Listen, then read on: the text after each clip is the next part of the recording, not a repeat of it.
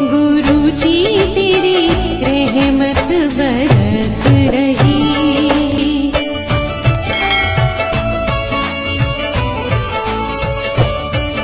जय गुरु जी संगत जी, हर दिन की तरह ही मैं मंत्र जाप से सत्संग की शुरुआत करती हूँ। ओम नमः शिवाय, शिव जी सदा सहाय। ओम नमः शिवाय, गुरु जी सदा सहाय। जय गुरु जी, शुक्राना गुरु जी। आज सत्संग में सबसे पहले सत्संग हम एक संगत जी ने एमपी से भेजा है। आंटी जी बराबर अपने सत्संग हमारे संग शेयर कर रही हैं। सत्संग बहुत ही प्यारा व सुंदर है। इससे पहले भी आंटी जी अपने कई सारे सत्संग हमारे संग शेयर कर चुकी हैं। कहते हैं सत्संग करने वाले और सुनने वाले सभी का कल्याण होता है। तो सत्संग की शुरुआत करते हैं। जय गुरु जी, शुक्राना गुरु जी। जय गुरु जी संगत जी, जय गुरु जी आंटी जी, जय गुरु जी संगत परिवार, सारी संगत परिवार से जय गुरु जी। मैं अपना शुक्राना सत्संग कंटिन्यू कर रही हूँ, जो मेरा 7 दिन का 7 सत्संग है। ये मेरा चौथा सत्संग है जो कि मैं आप लोगों के साथ शेयर करना चाहती हूँ। ये मेरा चौथा सत्संग है और ये मेरा 4 साल पुराना सत्संग है। आप कह सकते हैं कि मतलब ये 4 साल पहले जो मेरी प्रॉब्लम मेरे साथ स्टार्ट हुई थी, उसका अब जो सॉल्यूशन निकला है ना, ये उसका शुक्राना है। तो मैं बोल रही हूँ मेरा चौथा सत्संग है और ये हमारा 4 साल पुराना सत्संग है। संगत जी, मैं बात कर रही हूँ आज से 4 साल पहले, जिस टाइम पर कोविड, आप सभी लोग जानते हैं, कोरोना से प्रॉब्लम चल रही थी। कोरोना का जो मतलब फर्स्ट सीज़न था, उसमें तो मैं क्या ही बोलूँ। उस टाइम पे तो जो सारी समस्याएं हम लोगों ने फेस करी हुई हैं, वो तो सारी दुनिया को ही मालूम है। बस गुरुजी ने हम लोगों को, जिन लोगों को सेफ़ रखा हुआ है, उस पर गुरुजी की कुछ खास ही मेहर रही होगी, वरना वो मंजर जो हम सभी लोगों ने देखा है अपनी आँखों से, वो बहुत ही खौफनाक था। संगत जी, मैं आप लोगों के साथ अपनी जो सत्संग है वो ये शेयर करना चाहती हूँ कि जिस टाइम पर वो कोविड के वैक्सीन जो लगाए जा रहे थे ना, तो सभी लोग ले रहे थे, वो तो डोज़ ले रहे थे वैक्सीन के। उस टाइम पर मेरी जो गुड़िया है वो सिर्फ 6 मंथ की थी, मतलब 5 मंथ 6 मंथ अप्रॉक्स। तो रक्षाबंधन का ही टाइम था उस टाइम पे, हाँ रक्षाबंधन का ही टाइम था। 8 अगस्त, आज से जस्ट 4 साल पहले, 2021 की बात है शायद, हाँ 2021, हाँ 2021 की ही बात है। उस टाइम पे मेरी बेटी सिर्फ 5 या 6 महीने, अगस्त में, हाँ 25 अगस्त को वो 6 महीने की कंप्लीट हुई थी। और उसके 25 अगस्त से जो मतलब 15 दिन पहले ये सारी चीज़ें होती हैं ना, नाग पंचमी, रक्षाबंधन से पहले ये सारी चीज़ें होती हैं, उस टाइम की बात है ये। तो मतलब हम लोगों ने भी वैक्सीन डोज़ लिए हुए थे। पहले मेरी बेटी छोटी थी तो मैंने नहीं लिया था। उस टाइम बोलते थे ना, जब तक बच्चा 9 महीने का नहीं हो जाएगा तो आपको वैक्सीन नहीं लेना है, क्योंकि बच्चे दूध पीते हैं, ये सारी चीज़ें, फीडिंग प्रॉब्लम वगैरह, ये सारी चीज़ें उस टाइम हो रही थी। तो मैंने तो वैक्सीन नहीं लिया था, पर मेरे घर पे सभी लोगों ने वैक्सीन डोज़ लिया हुआ था। तो मेरे हस्बैंड अंकल जो हैं, उन्होंने भी वैक्सीन डोज़ लिया हुआ था। तो उस टाइम पे वैक्सीन डोज़ फर्स्ट डोज़ लेने के बाद से ही, सेकंड डोज़ तो फिर हमारे घर में किसी ने लिया ही नहीं। आप ये मानिए कि सेकंड डोज़ हमारे घर पे किसी ने नहीं लिया।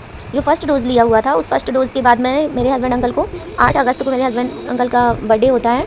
बर्थडे वाले दिन हम लोग सेलिब्रेट करने के बाद, जो रात को हम सोते हैं, रात को जब हम सोते हैं तो सुबह भी नहीं थी, खैर कहना चाहिए, रात के 3 बजे हुए थे सॉरी, रात के 3 बजे हुए थे। और मेरे अंकल जी एकदम, मेरी बच्ची भी छोटी थी, मेरा सीजर ऑपरेशन था। मेरे अंकल जी एकदम ज़ोर से चिल्लाने लगे। रात को 3 बज रहा था टाइम। मेरा उस टाइम ये था कि मैंने जैसे ही वो चीखने की आवाज़ सुनी ना, तो बोलते हैं ना बच्चा छोटा होता है, टाइम बे टाइम आपको उठना नहीं है, देखना नहीं है, बाहर नहीं जाना, ये नहीं करना, मतलब बहुत सी चीज़ें ऐसी सिखाई जाती हैं। जो न्यूली माँ होती हैं उनको बहुत सारी चीज़ें सिखाई जाती हैं। तो मेरा एकदम ना, सबसे पहले मुझे जैसे ही चीखने की आवाज़ आई तो मैंने सबसे पहले अपना फ़ोन उठाया। इसलिए मैं आप लोगों को करेक्ट बता पा रही हूँ। जस्ट 3 बजे का टाइम था, 3:05 या 6 मिनट ऐसे कुछ। मैंने सबसे पहले फ़ोन उठाया, मैंने देखा तो टाइम उससे 3 बजे के आसपास ही था। तो मैंने फिर उठ के देखा और मैंने देखा कि मतलब ये तो बहुत तकलीफ़ में थे। इनकी ना एकदम सांस फूल रही थी। मैंने पूछा क्या हुआ, तो कह रहे मतलब सांस से रिलेटेड उनको कोई प्रॉब्लम नहीं हो रही थी, पर उनकी सांस इसलिए फूल रही थी क्योंकि उनको बहुत घबराहट हो रही थी। तो मैंने उनसे पूछा, मैंने कहा क्या हुआ, तो कह रहे कि पैर में बहुत ज़्यादा दर्द हो रहा है, पैर हिल भी नहीं पा रहा है, पैर सुन्न हो गया है मेरा। फिर मैंने उठ के देखा तो पैर में क्या प्रॉब्लम है। आप सोचिए, जो नाइट में हम लोग मतलब ये कंफर्टेबल लोवर पहनते हैं ना, हस्बैंड वगैरह जो जेंट्स लोग लोवर पहनते हैं, कितना लूज़ होता है, और मेरे हस्बैंड वो लोवर पहन के लेटे हुए थे। और आप ये सोचिए, ये जो थाइस होते हैं ना, ये स्टार्टिंग पॉइंट से लेके पैर के नीचे हिस्से तक, मतलब कि ये पूरा पिंडली का एंड, जहाँ से एड़ी स्टार्ट हो जाती है, जहाँ पर, यहाँ तक मेरे हस्बैंड अंकल का पैर इस कदर से स्वेलिंग आ गई थी कि हम लोग समझ नहीं पा रहे थे कि ये लोवर का जो पजामा का एक साइड होता है वो एकदम पैक हो गया था। लोवर इतना ढीला होता है कि उसमें 3 पैर एक साथ डालें आप तो जा सकते हैं, पर मेरे हस्बैंड अंकल का जो लोवर था वो इतना स्वेलिंग हो गई थी, उनके पैर में इतनी स्वेलिंग हो गई थी कि वो पूरा पैक हो गया था। एक तो नॉर्मल था, बस एक पैर में इतनी तकलीफ हो रही थी उनको, और वो चीख रहे थे, वो दर्द को कंट्रोल नहीं कर पा रहे थे। अंदर उनको इतनी तकलीफ हो रही थी, खिंचाव हो रहा था, जैसे नसें फट रही हों। तो वो मुझसे बोलते हैं कि यार बहुत ज़्यादा तकलीफ हो रही है। और आप ये सोचिए, हमारे घर में तब मेरी सासू माँ थी उस टाइम पर। मैं आपसे बोलती हूँ ना कि मेरी सासू माँ अभी जस्ट 2 साल ही हुए हैं उनको, अप्रैल में 3 अप्रैल को उनको 2 साल कंप्लीट हुए हैं। मेरी सासू माँ अब नहीं है। तो उस टाइम पर मेरी सासू माँ थी, और आप ये सोचिए कि मेरी सासू माँ शुगर पेशेंट, बीपी पेशेंट, तो उनको नींद अगर उनकी खुल जाती तो फिर लगती नहीं। और थोड़ा सा एक बच्चा होता है ना तो अपनी माँ की फिक्र तो करेगा ही कि अगर मम्मी को बताते हैं रात के 3 बज रहे हैं तो हम अगर जाते हैं नीचे, मतलब हमारा रूम ऊपर है, मम्मी नीचे वाले पोर्शन में रहती थी, सोती थी नीचे, तो हम लोग सोचते हैं कि अगर मम्मी को जाके अभी बोलते हैं तो मम्मी घबरा जाएंगी। फिर मैंने क्या किया, मैंने इनके पैर में थोड़ा हाथ वाथ ऐसे फेरती रही, मैं थोड़ा सा इनको समझाती रही। ये बोले कि तेल लगाते हैं तो तेल लगा के देखा मैंने, मतलब जो चीज़ें हम कर सकते थे वो हमने करने की कोशिश करी। और फिर जब मतलब इनका दर्द इनसे बर्दाश्त नहीं हुआ, फिर भी वो सहलाते मतलब जैसे तैसे करके हमारा टाइम 4:30 बजे तक हमने वो टाइम काटा। आप ये सोचिए 3 बजे से लेकर 4:30 बजे तक 1.5 घंटे के लिए इस कदर की तकलीफ़ को सहना एक बहुत ही बड़ी बात होती है। वो मेरे हस्बैंड अंकल ने वो जो दर्द सहा उस दिन, मेरे और उनके दोनों की आंखों से आंसू बंद नहीं हो रहे थे। बस हम मजबूर इसलिए थे, हम उस टाइम पे तुरंत दौड़ के हॉस्पिटल इसलिए नहीं जा सकते थे क्योंकि मेरे घर पे जेंट्स, मतलब मेरे जेठ जी हैं, पर उनकी जॉब थोड़ा दूसरी सिटी में थी तो वो यहाँ थे नहीं, वो वीकेंड पर ही आते थे। और बाकी हमारे घर में सारी लेडीज़ ही थी, मैं हो गई, मेरी जेठानी हो गई, मेरी सासू माँ हो गई, तो हम लोग थोड़े से प्रॉब्लम में बहुत ज़्यादा उस टाइम से लेके, और बहुत हम लोगों ने बहुत तकलीफ़ें सही हैं। और आप ये सोचिए कि मेरा सी सेक्शन, मेरा रूम ऊपर, मेरे हस्बैंड का पैर, आप सोचिए कि कितना टाइम मैंने गुजारा होगा कंटिन्यू 2 से 3 महीने मेरे शोल्डर पर हाथ रख के मेरे हस्बैंड अंकल ऊपर से नीचे जाते थे और नीचे से ऊपर आते थे, पूरा उनका वेट पूरा मेरे ऊपर होता था। और मेरे हस्बैंड अंकल को टोटल बेड रेस्ट के लिए डॉक्टर ने बोला। और उस पैर में जो प्रॉब्लम हुई थी हम लोगों ने मतलब काफ़ी अच्छे से उसका ट्रीटमेंट लिया, सारे चेकअप कराए। पैसा तो आप ये सोचिए कि घर में एक कोई जेंट्स और उसको ही सहारे की ज़रूरत पड़ जाए तो घर कितना, मतलब सुना सुना सा अजीब सा, बहुत अजीब ही माहौल बन गया था हमारे घर का। और धीरे धीरे करके आप ये सोचिए, अभी भी मैं 4 साल बाद ये स्टोरी बता रही हूँ आपको, ये सत्संग आपके साथ में 4 साल बाद शेयर कर रही हूँ। आज भी ना मेरे हस्बैंड अंकल उस दर्द से फुल्ली रिलीफ नहीं मिला है उनको। बस हाँ, गुरुजी के जो बहुत सारे हम लोगों ने सत्संग सुने हैं, तकलीफ़ों से रिलेटेड सुने हैं, हस्बैंड अंकल से रिलेटेड सुने हैं, और उसमें जो गुरुजी ने बोला हुआ है कि बेटा मंत्र जाप किया कर, तेरे हस्बैंड अंकल की मैंने कष्ट काट दिए। मेरे हस्बैंड अंकल के ऊपर बहुत सारी चीज़ें एक साथ हैवी हो रही थी, इस तरह हैवी हो रही थी कि ये जो वैक्सीन के बाद से जो उनके पैर में प्रॉब्लम हुई उस वजह से मम्मी को भी बहुत ज़्यादा टेंशन हुई। मम्मी ने, मतलब हम लोगों को ये पहले मालूम नहीं था कि ये प्रॉब्लम वैक्सीन की वजह से हुई है। डॉक्टर को दिखाया, डॉक्टर ने बोला कि आपकी ब्लड में क्लॉट है। अब ब्लड में क्लॉट है तो उसकी दवाइयाँ चली, पर हम लोगों ने, मतलब एक पैर जैसी चीज़ कि जिसके बिना इंसान चल भी नहीं सकता, जब इंसान चलेगा नहीं तो वो क्या ही बिज़नेस करेगा, क्या ही अपना काम करेगा, क्या ही घर से निकल पाएगा। उसी टाइम पे मेरी बेटी छोटी थी, और मेरी बेटी जब छोटी थी तो आप खुद समझ सकते हैं कि छोटे बच्चे होते हैं तो कितनी सारी चीज़ें होती हैं, डॉक्टर के पास जाना, यहाँ जाना, वहाँ जाना, बच्चे की चीज़ें लाना। मेरे साथ बहुत सारी चीज़ों को मैंने एक साथ फेस किया। मेरे हस्बैंड अंकल को अगर टॉयलेट भी जाना है तो मुझे ही उनको लेके जाना है, हर चीज़ में मतलब मैं फंस चुकी थी। और मेरे साथ में मेरी सासू माँ नीचे, वो उनकी आंखों में भी प्रॉब्लम, उसी टाइम उनको मोतियाबिंद हो गया, उसका ऑपरेशन। मैंने, मतलब वो बोलते हैं ना, साम दाम दंड भेद, चारों चीज़ों से मिलकर लड़ी हुई हूँ मैं। सारी चीज़ें एक साथ थी हमारे साथ, पर यह है कि धीरे धीरे करके गुरुजी के साथ मेरी सासू माँ, जिस दिन से मेरी सासू माँ नहीं है तो वो ये जो ना रहने पे कुछ काम होते हैं ना, ये तेरवी वगैरह, ये सारी चीज़ों में मेरे जो मौसी सास हैं, जो मम्मी की बहन थी छोटी, तो उन्होंने क्या किया कि तब आके उन्होंने मुझे गुरुजी के बारे में बताया।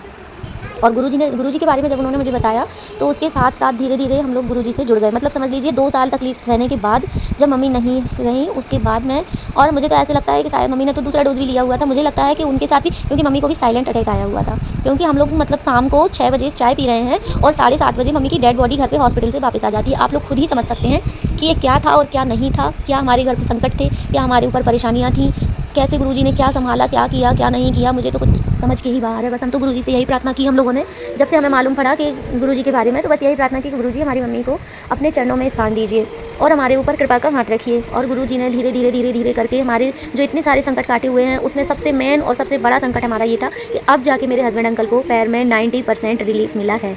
जो 4 साल से उनके पैर की पिंडली को, आप ये सोचिए कि पहले ऊपर से लेकर स्वेलिंग जो नीचे तक थी, फिर वो धीरे धीरे कम हुई, पर 2 साल से 1.5 साल से मेरे हस्बैंड अंकल के मतलब घुटने से लेके और ये एड़ी तक, यहाँ मतलब पिंडली का पूरा पोर्शन ऐसे गोल एकदम फुटबॉल की तरह फूला रहता था। और डॉक्टर ने ये भी बोला था कि अगर आप दवाइयों को प्रेशर से, मतलब ज़्यादा प्रेशर डालते हैं, ज़्यादा हैवी दवाइयाँ लेते हैं, तो जो मतलब नसों में ये जो ब्लड क्लॉट्स होते हैं, ये एकदम से अगर फैलता है, ब्लड एकदम से खुलता है उसका, तो वो नसों में जो उनका रक्त का बहाव होता है वो कहीं भी, मतलब प्रेशर पड़ने पे कहीं पे भी फट सकता है। और डॉक्टर ने जो ये बात बोली ना, तो हम लोगों के तो पैरों तले ज़मीन ही खिसक गई। डॉक्टर ने बोला कि ये नस कहीं सर में, मतलब माइंड में भी फट सकती है, ये आपके दिल में भी फट सकती है। तो वहाँ तो हमारे दिल वैसे ही फट चुके थे ये चीज़ें सुन के। मेरे हस्बैंड अंकल ने बोला कि नहीं, हमें कोई जल्दबाजी नहीं है, आप आराम से दवा दीजिए, स्लोली हम करते हैं। और ऐसे करके हमें 4 साल लग गए उन चीज़ों से निकलते हुए। अब जब मैं गुरुजी का जल प्रसाद मेरे अंकल जी को और चंदन टीका लगाती हूँ, मैंने कई सत्संग ऐसे सुने कि पुत्र अपने किसी भी प्रॉब्लम है, जहाँ भी मतलब कई ऐसे घाव के, जख्म के, बीमारियों के जो बताए जाते हैं, मैंने एक छोटा सा पॉकेट स्वरूप अपने हस्बैंड अंकल के मतलब बेड साइड में जो साइड टेबल होता है, मैंने वहाँ पर एक छोटा पॉकेट स्वरूप लगा रखा है गुरुजी का। और मैं अपने हस्बैंड अंकल को रोज़ मतलब जल प्रसाद तो नहीं देती हूँ, सॉरी, क्योंकि वो नहीं लेते हैं, क्योंकि वो कहते हैं कि मतलब चंदन टीका लगा लेते। पहले तो वो मानने को ही तैयार नहीं थे, मानते हैं वो। मैंने अभी आपसे अपने पिछले सत्संग में शेयर किया था कि बड़ी मुश्किलों से मेरे हस्बैंड अंकल ने अभी 2-3 दिन पहले से ही पूजा करना स्टार्ट किया है गुरुजी का, और वही मेरा पहला शुक्राना सत्संग था। मैंने अपना पहला मतलब 7 दिन वाले में पहला शुक्राना सत्संग मैंने वही शेयर किया था कि मेरे हस्बैंड अंकल ने अब पूजा करना स्टार्ट कर दिया गुरुजी का। क्योंकि वो 2 साल मैंने 2 से 2.5 साल होने वाले हैं जो ये मैंने अपने गुरुजी के साथ जो भी कनेक्शन बनाया है, जो मैंने सेवा गुरुजी के साथ अपना दिल लगाया है, मेरे हस्बैंड अंकल ने हर एक चीज़ को नोटिस किया है कि हाँ, इसने कहीं ना कहीं गुरुजी को मतलब कन्वेंस कर लिया है कि हाँ गुरुजी अब हमारे कष्ट काटेंगे। मतलब हमारे कष्टों को गुरुजी ने इतना कटवा दिया है, हमारे कर्मों को इतना कटवा दिया है गुरुजी ने कि अब मेरे हस्बैंड अंकल के पैर में बहुत कुछ रिलीफ है। अब उनके पैर में जो फुटबॉल की तरह पिंडली में फूल मतलब स्वेलिंग रहती थी वो अब कम हो गई है, बस 10% ही रह गई है। और जिस नस में मतलब उनका वो ब्लड क्लॉट था वो भी क्लियर समझ में आने लगा था। 8-10 दिन पहले एक मतलब बंच सा बन रहा था यहाँ पर, बंच टाइप का, हार्डली दिख रही थी वो नस, पर अब धीरे धीरे 2-3 दिन से मतलब मैं देख रही हूँ वो नस के अंदर जो गांठें सी समझ आ रही थी वो भी पिघलने लगी हैं। और इसी बात का सबसे बड़ा दिल से शुक्राना शुक्राना शुक्राना मेरे गुरुजी, जो आपने हमारे जीवन का ये सबसे बड़ा कष्ट आपने काट दिया गुरुजी। और अगर आपने ऐसे ही कृपा बनानी है तो गुरुजी हमारे जीवन के सारे कष्ट वैसे ही कट जाने हैं। और गुरुजी मेरा आप पर जो विश्वास था वो आज भी है, कल भी रहेगा और मेरा ज़िंदगी भर ये विश्वास रहेगा, क्योंकि आपने मुझे ऐसे ऐसे डूबते हुए टाइम निकाला है ना, जहाँ मेरा तिनके का भी सहारा नहीं था गुरुजी। जहाँ जहाँ मैं डूब रही थी वहाँ वहाँ आपने पता नहीं मुझे कैसे सहारा दे के मुझे हर दरिया से निकाला है गुरुजी। बस मैं यही कहना चाहूँगी कि जिस तरह से मेरे धीरे धीरे करके गुरुजी सारे कष्ट काट रहे हैं, ऐसे ही सब सत्संग सुनने वाले अंकल आंटी जो भी हैं और शेयर करने वाले अंकल आंटी जो भी हैं, सबके कष्टों को दूर करना गुरुजी। क्योंकि जो इंसान ये सुनने में, सत्संग सुनने में, हम लोग जो अंकल आंटी सुनते हैं, मैं भी सुनती हूँ, कई लोगों की सत्संग सुनती हूँ मैं, मतलब बहुत इतने डीपली सत्संग होते हैं ना कि सत्संग सुनते सुनते आंखों से आंसू आ जाते हैं। आप लोग ये सत्संग मेरा सुनेंगे, मैं शायद अपना सत्संग उस तरीके से शेयर नहीं कर पाई हूँ, क्योंकि अब मैं इस दुख से 4 साल हो गया मुझे लड़ते लड़ते लड़ते लड़ते, तब मैं उस दुख से बहुत दूर सा मतलब दूर सा रहना चाहती हूँ कि ये चीज़ें मुझे याद भी ना करनी पड़े कि मैंने क्या क्या समय इन 4 सालों में। मेरा पहला बच्चा था और मेरा सी सेक्शन उस टाइम पे क्या होता था ना कि अगर आपका नॉर्मल डिलीवरी भी है तभी भी डॉक्टरों को टाइम का तो वेट करना ही नहीं था। मुझे डेट दी गई थी लास्ट 31 मार्च की और मेरा ऑपरेशन 25 फेब को ही कर दिया गया था। मेरे बच्चे को 1 महीने से पहले ही मेरे पेट से बाहर निकाल दिया गया था और जिस टाइम पर मेरी बिल्कुल भी डिलीवरी की कंडीशन नहीं थी, पर कोरोना की वजह से कि बार बार आपका टेस्ट करेंगे क्या, आपको बार बार एडमिट करेंगे क्या, उस टाइम तो जो भी सिस्टम था चलिए ठीक है छोड़ते हैं, उसको लेके मेरी तो खुद ही जान जैसे भी गुरुजी ने बचाई है, जैसे तैसे करके मैं जिंदा बैठी हूँ आज। वो बहुत ही बड़ा शुक्राना है गुरुजी का कि कैसे ही उन्होंने मुझे उस रात तो मुझे ये समझ ही नहीं आ रहा था कि जिस औलाद के लिए मैंने 17 जगह मन्नतें की हैं क्या मैं उस औलाद का फेस देख भी पाऊंगी, मुझे खुद ही समझ नहीं आ रहा था। मेरे हस्बैंड अंकल जी ने तो हॉस्पिटल में ही तोड़फोड़ कर दी थी, क्योंकि डॉक्टरों ने मुझे अंदर एडमिट कर रखा था। ब्लड की बॉटल पे बॉटल लगाई जा रही थी, क्योंकि मेरे पेट की वो पोजीशन नहीं थी कि जब पेट काट के बच्चे को निकाला जाए, उससे पहले ही बच्चे को निकाल लिया गया और मेरी कंडीशन इतनी गंदी हो गई कि मेरी इतनी ओवर ब्लीडिंग हो गई कि मेरी जान बचनी ही मुश्किल थी। पर फिर भी किसी ना किसी की किस्मत से मैं जिंदा बैठी हूँ आज, गुरुजी के रहमो करम से आज मैं बैठी हुई हूँ और आप लोगों के साथ अपना सत्संग शेयर कर रही हूँ। पर मैं ये जानती हूँ कि हाँ ज़रूर कुछ ना कुछ तो हमारे बहुत ही माड़े कर्म हैं, ऐसा नहीं है। मैं मानती हूँ कि लोग गलत काम करते हैं, क्रियाएं करते हैं, हमारे ऊपर बहुत सी चीज़ें लोगों ने की है, नेगेटिविटी बहुत की है हमारे साथ, ये आंखों से दिखता भी है, लेकिन हाँ उन सबको परे रखती हूँ अब मैं। हाँ भाई आपने किया हमारे साथ, आपका हिसाब गुरुजी करेंगे और अगर हम गलत हैं तो हमारा हिसाब गुरुजी करेंगे और कर ही रहे होंगे। लेकिन जो बहुत सी चीज़ें ऐसी होती हैं कि जो हम किसी दूसरे को ब्लेम नहीं कर सकते, क्योंकि कहीं ना कहीं हमारे भी तो पुराने कुछ बुरे कर्म होंगे, भले ही हम सोचते हैं कि हम कुछ बुरा नहीं कर रहे हैं, पर कहीं ना कहीं तो हमसे भी कुछ गलत हो रहा होगा ना। तो हो सकता है वो सारी बुराइयाँ इकट्ठी होती हैं और धीरे धीरे करके जब बाहर आती है ना तो इसी तरह से आती होंगी।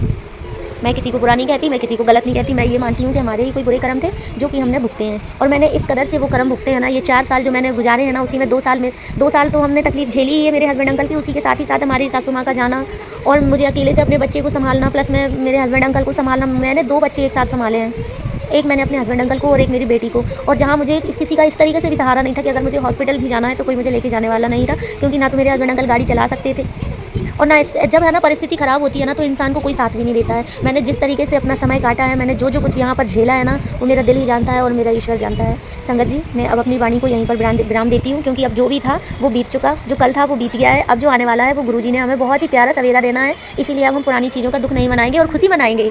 खुशी इस बात की मनाएंगे कि गुरुजी ने हमारे कष्टों को काटा। कहते हैं ना गुरुजी, देखिए मैं ये मानती हूँ कोविड के टाइम पे कितने लोगों ने कितने हादसे सहे हैं ना, हो सकता है गुरुजी ने मेरा वो बड़ा हादसा छोटे रूप में काटा हो, बस हमें सिर्फ 4 साल की तकलीफ ही दी गुरुजी ने। लोगों को तो कितनी कितनी तकलीफ़ें मिली हैं, जिससे हम अपने आप को कभी कंपैरिजन कर ही नहीं सकते। हो सकता है गुरुजी ने हमारे बड़े कष्ट को छोटे रूप में काटा हो, बस 4 साल की ही परेशानी दी हो गुरुजी ने हमें। इसलिए गुरुजी लख लख बार शुक्राना, अनंतम अनंतम बार शुक्राना, कोटि कोटि शुक्राना मेरे गुरुजी। ऐसे ही अपनी कृपा का हाथ हमारे सर पर रखिएगा। जय गुरुजी, शुक्राना गुरुजी, अनंतम अनंतम शुक्राना गुरुजी। और संगत जी, अब मैं यहीं पे अपने सत्संग को विराम देती हूँ और गुरुजी के मंत्र जाप के साथ ओम नमः शिवाय शिवजी सदा सहाय, ओम नमः शिवाय गुरुजी सदा सहाय, ओम नमः शिवाय शिवजी सदा सहाय, ओम नमः शिवाय गुरुजी सदा सहाय। जय गुरुजी, शुक्राना गुरुजी। बहुत ही सुंदर सत्संग आंटी जी, शुक्राना आंटी जी सत्संग शेयर करने के लिए। ऐसे सुंदर सुंदर प्यारे प्यारे व ब्लेस्ड सत्संग सुनने के लिए हमारे इस चैनल पर बने रहें। वीडियो को लाइक व शेयर ज़रूर करें और कमेंट बॉक्स में अगर सत्संग पसंद आया है तो जय गुरु जी लिखना बिल्कुल ना भूलें। तो सत्संग को यहीं समाप्त करते हैं। जय गुरु जी, शुक्राना गुरु जी। इस चैनल के माध्यम से आपको गुरु जी के प्यारे प्यारे सत्संग सुनाए जाएंगे। वीडियो को लाइक कीजिए और चैनल को सब्सक्राइब कीजिए एवं बेल आइकन को ऑन कर लीजिए, जिससे कि वीडियो अपलोड होते ही सबसे पहले आप तक पहुंच सके। जय गुरु जी संगत जी, आप सभी संगत परिवार की रिक्वेस्ट पर हमने आपके लिए व्हाट्सएप का ग्रुप बनाया है। काफ़ी संगत बार बार मैसेजेस कर रही थी कि आप एक व्हाट्सएप का ग्रुप बना दीजिए, तो उस ग्रुप का डिस्क्रिप्शन बॉक्स में मैंने लिंक को शेयर किया हुआ है। इसमें आप अपने मैसेजेस गुरुजी से संबंधित भेज सकते हैं। संगत परिवार से कनेक्ट होने के लिए आप व्हाट्सएप ग्रुप को ज्वाइन करिए। जय गुरु जी, शुक्राना गुरु जी। अगर आप भी संगत जी अपना सत्संग गुरु परिवार या गुरु संगत के साथ शेयर करना चाहते हैं तो आप हमें अपना सत्संग ऑडियो या वीडियो फॉर्म में रिकॉर्ड करके भेज सकते हैं या हिंदी की साफ हैंड राइटिंग में भी लिखकर भेज सकते हैं। ईमेल आईडी हमारे डिस्क्रिप्शन बॉक्स में मेंशन है। आप अपने सत्संग की अटैचमेंट्स ईमेल के माध्यम से हमें शेयर कर सकते हैं। हम कोशिश करेंगे कि आपका सत्संग हम गुरु परिवार या गुरु संगत के साथ शेयर करें। आज के सत्संग को मैं यहीं विराम देती हूँ। जय गुरु जी, शुक्राना गुरु जी।